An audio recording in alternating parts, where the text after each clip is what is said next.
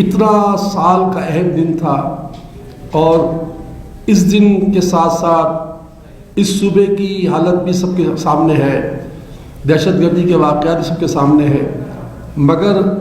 جس طرح کی حفاظتی امور اس عظیم الشان دن کے لیے اہتمام کیے جاتے ایسا نظر نہیں آ رہا تھا، جو کہ ایک بہت بڑا المیہ ہے۔ سیلانی وفد ایک چھوٹا سا ادارہ ہے، کوئی ہم ریاست نہیں، لیکن جب یہ بات پتہ چلی تو صدمے میں تو ہم سب برابر شریک تھے، مگر ہم یہ کہ خدمت خلق کے کاموں میں اللہ نے ہمیں موقع دیا ہے، اور میں سمجھتا ہوں کہ کوئٹہ میں اس وقت جو ہے ایک عرصے سے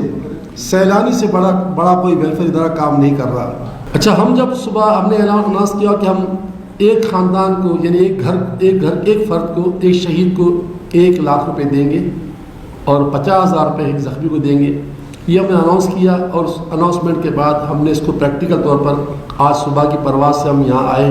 اور آنے کے بعد ہم مستونگ چلے گئے، ایئرپورٹ سے سیدھا چلے گئے، اور وہاں جا کر ہم نے الحمدللہ رب العالمین جن لوگوں کی کنفرمیشن ہو گئی، ہم نے آ کر جو ہے یہ کام شروع کیا کہ جو ہے نا زخمی کا تو ہم اسپتال بھی نہیں گئے، لیکن ایک زخمی جو ایک شخص تھا، ایک نوجوان تھا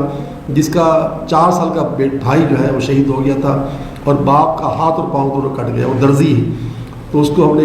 ایک شخص کو تو اسپتال کے پیسے دیے ہیں، البتہ ہم نے الحمدللہ 1 کروڑ روپے ہم ساتھ لائے تھے، یعنی 1 کروڑ کی چیک وغیرہ لائے تھے، اور ہم انشاءاللہ 1 روپیہ ان کو دیں گے، ہمیں اس پہ جتنے دن لگ جائیں، ٹیم موجود ہے ہماری،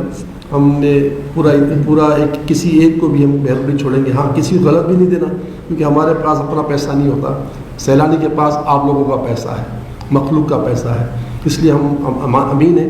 ہم اندھا باٹے ریوڑی اپنے پہ والا کام نہیں ہوگا، جو کنفرم ہو جائے گا کہ اس گھر میں شہادت ہوئی ہے، اور 3 شہادتیں ہوئی ہیں،